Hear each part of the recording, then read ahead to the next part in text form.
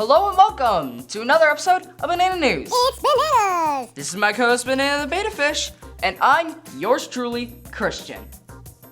To get us started today, let's check in with some fun-loving grown-ups getting pelted and super soaked by kids that came to get their activity packet.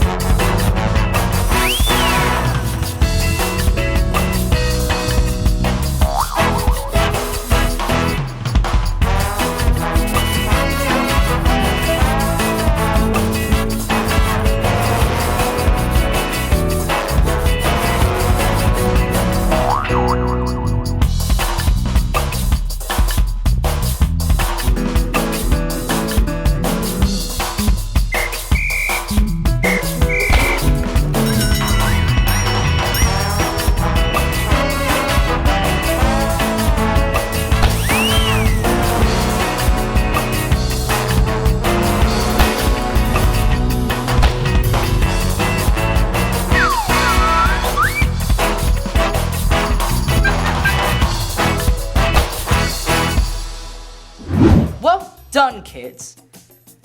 In previous episodes of Banana News, we've learned that we can bust fear by praying to God, and that we can also bust fear by remembering what God has done for us. Today we're going to be taking another look at fear, and how we can bust fear by trusting God.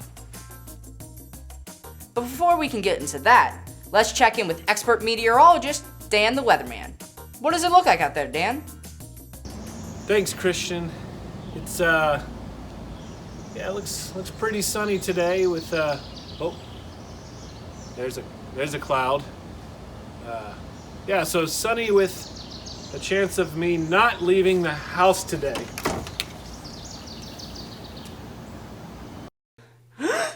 I can't believe it! Our own meteorologist doesn't even watch our show. If he had, he would be able to bust that fear he seems to be having. Fear has been around for a while. And while researching this week's show, we found a story we did a long time ago. It's about a cave-dwelling, enterprising Israelite that wanted to help her fellow chosen people of God. She did this by starting up a business. It helped the Israelites find the right balance between functionality and style while hiding from their enemies. Here's roaming reporter Annie Butterton with the story. I'm here at Emergency Hillside Cave 154 today with Hannah. Like the rest of the Israelites, Hannah has been stuck inside because some of their enemies have come up against God's people. Hannah, what can you tell us about that? Sure, Annie. So me, my family, and the other Israelites are hiding in these caves because of our enemy, the Midianite army, threatening us. We can't plant or even grow crops because they come through, take or destroy everything, even our livestock. That sounds super scary. But you have come up with a way to not only pass the time in the caves, but bring joy to the situation. Hannah has started her own business where she goes around family to family and offers to arrange, fix up, and create a space that's more inviting and comfortable. Hannah, what can you tell us about that? Basically, people invite me into their cave to help them spruce it up and make it feel more homey. I walk through to get an idea of what the owners want the space to feel like, and then I begin the redecoration. Sometimes I adjust the pillow. Perfect. Move furniture. Hang a picture. Sweep the stone floors from north to south instead of the traditional east to west method. You know, things like that. You'd be surprised what a difference it makes. Incredible! I've only been in this space for a few minutes and I already feel more relaxed and safe. But due to your current situation, how do people pay for your service? Well, I've got a chicken, leftover matzo ball soup, a tiny rake. Oh, and Eddie, sing me a song. Thanks, Eddie. Cave pop is my favorite style of music. Okay, folks, if you need your cave spruced up while you're hiding in fear, check out Hannah's Extreme Cave Makeover business.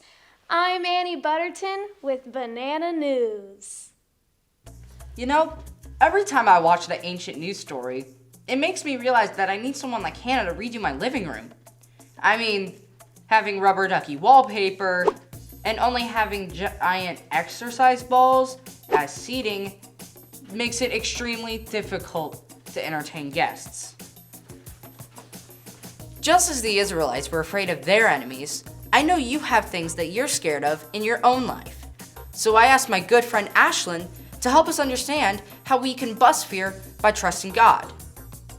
Hey guys, it's so good to be back with you again this week. And I thought it'd be cool if I had my own banana and made a pose like they do in the beginning of these videos. So, all right, check it out. I've been practicing. Ta-da! Yeah, nice. Or what about, yes, hello, who is it? Or the mustache. I am a banana mustache. Okay, sorry, that was weird. What were we talking about? Oh yeah, fear. Fear is a tough topic to talk about, but the truth is, the feeling of fear has been around since Adam and Eve first sinned in the Garden of Eden. And the Israelites, God's special chosen people, they struggled with fear too. The thing is, God always took care of his people. That doesn't mean that their lives were always super easy, but God wanted them to learn that they can bust fear by trusting in him. And there's this amazing true story in the Bible in the book of Judges, chapter 6 and 7. And it's about a time where the Israelites were living inside of dens and caves in the darkness because they were hiding from their enemies. What? Would you want to live in a dark, cold cave? No, thank you. I would not like that very much. But why were they in this situation in the first place? Well, the people of Israel had been doing evil in the sight of God. Again. So, because of his love for them, God disciplined them by allowing some enemy armies to overtake them, which made their lives super difficult. But side note, guys, did you know that we get disciplined because we're loved? Yeah, God does it. Our parents, our grandparents, our teachers, they all do it to help us make the right choices. Who knew? Makes sense though. I guess I appreciate that. But this time, it wasn't just like a 5-minute timeout. No, they had to put up with this for 7 years. When I say 7, you say years. 7 years, 7 years. Good job, Pear. That was Pear. Yeah. 7 years of hiding in caves and den. 7 years of not being able to grow and keep their own crops. And 7 years of their livestock being taken away by the enemy. I think that was a chicken. But it didn't last forever. The people cried out to God for help. And then this is where we meet a man named Gideon. One day, an angel of the Lord appeared to Gideon, and the angel told Gideon that God was with him, so that Gideon was going to save the Israelites from the enemy armies. That's awesome! But Gideon felt that he was too weak to do that. He didn't trust God, so he asked God for some proof. God gave him the proof, and then Gideon accepted that God had indeed called him to lead the Israelites into victory over their enemies. Awesome. So Gideon started with an army of 32,000 men. Sounds pretty nice, but God said that that was too many. He told Gideon to tell anyone who was afraid to go back home, and guess how many went? 22,000 men! Wow! Yeah, that only left Gideon with 10,000 men to fight this huge, mean Midianite army. And guess what? God said that was still too many! What? Yeah, I know. So God gave Gideon another test that ultimately turned his 10,000 men army into an army the size of 300. It is bananas! Where are all those noises coming from? Pear? Okay. Anyways, okay, Gideon has his army of 300 men. And let me read to you what happened next from the Bible. Verse 9 in chapter 7. That same night the Lord said to him, "Arise, go down against the camp, for I have given it into your hand. But if you are afraid to go down to the camp with Purah your servant, and you shall hear what they say. And afterward your hands shall be strengthened to go down against the camp." Then he went down with Purah his servant to the outposts of the armed men who were in the camp. And the Midianites and the Amalekites and all the people of the east lay along the valley like locusts in abundance. And their camels were without number, as the sand that is on the seashore in abundance. When Gideon came, behold, a man was telling a dream to his comrade. And he said, "Behold, I dreamed a dream, and behold, a cake of barley bread tumbled into the camp of Midian, and came to the tent and struck it, so that it fell, and turned it upside down, so that the tent lay flat." And his comrade answered, "This is no other than the sword of Gideon, the son of Joash, a man of Israel. God has given into his hand Midian and all the camp." Gideon overheard his enemy say that he had a dream that meant that Gideon and the Israelites were going to defeat them with God's power. And when Gideon heard that, you know what he did? He worshiped God right there in that moment. And it was then that Gideon finally fully believed what God had said, and he trusted in God. And well, to tell the rest of the true story, I'll have some press conference footage for you from Gideon himself. Take a look. Gideon, in your own words, give us a play-by-play on how it all went down. So, there we were. Ready for action. I took the 300 men and split them up into 3 parts. Then each soldier, they got a trumpet, they got a clay jar, and a torch. The game plan was for every man to do what I did when I did it, which means if I blew my trumpet, they were supposed to blow their trumpets and shout, "For the Lord and for Gideon!" So we snuck up quietly to the outskirts of the enemy's camp.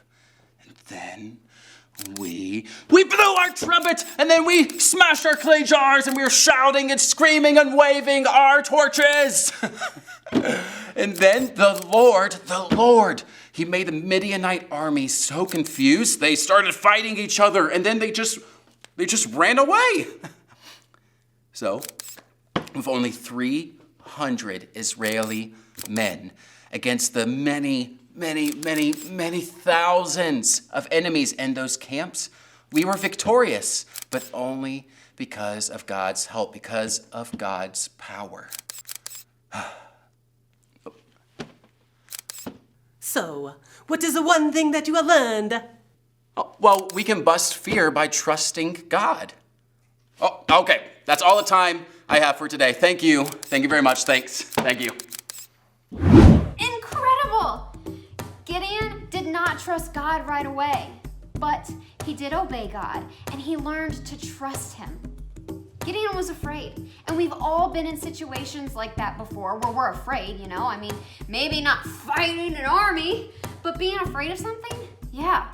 And it makes sense that Gideon and the Israelites were afraid because the armies of the enemy were mean and huge. I mean, they had completely overtaken them. But Gideon had to learn to bust his fear by trusting in the one true God. And it's so important for all of us to remember that we can bust fear by trusting in God. Because it's true. Ooh, I got an idea. I think I'm gonna go find a trumpet and a clay pot and a flashlight to go reenact this incredible true story about Gideon.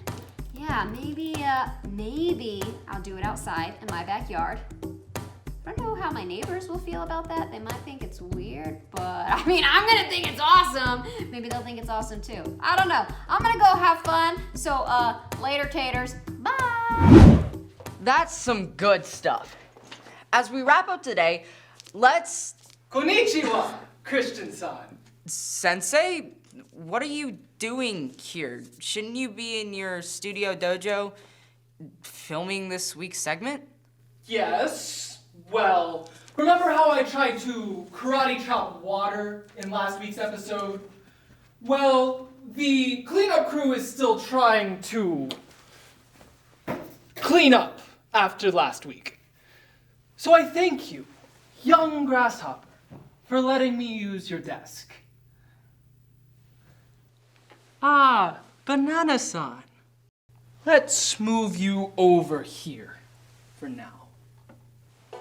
Safety first. Got fear, trust God. Gideon had trouble trusting God at first because of his fear, but God had a plan for him and invited him into it.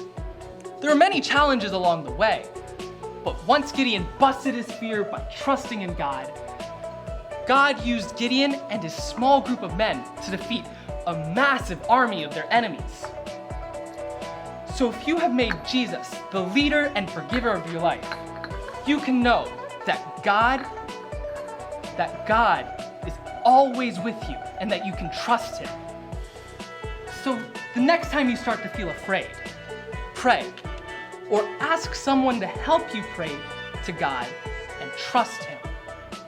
The feeling of fear may not go away, and God may still want you to go through that hard thing in your life, but keep trusting God. Kai!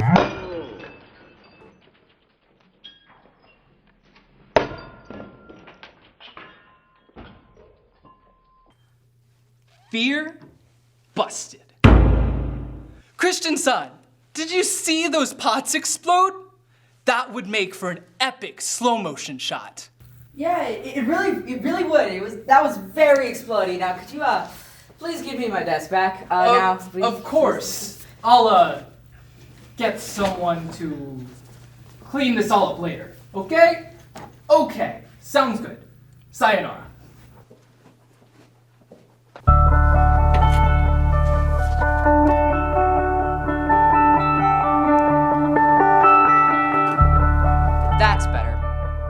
it seems like we've had a very special episode of Banana News. Remember, we can bust fear by trusting God. If you have a question, make sure to have a parent or guardian send us an email or video to brkids@blueridge.org. Who knows? Maybe we'll even feature your question in a future video. But right now, I'm going to pray. And what really helps me to pray is closing my eyes so I can fully focus on God. You can join me if you want. God, you are our rock, our hope, and our salvation. Help us to remember that we can trust you with everything we say and do. We don't have to do this alone. I just pray that we're all able to remember this. And it is in your name I pray. Amen.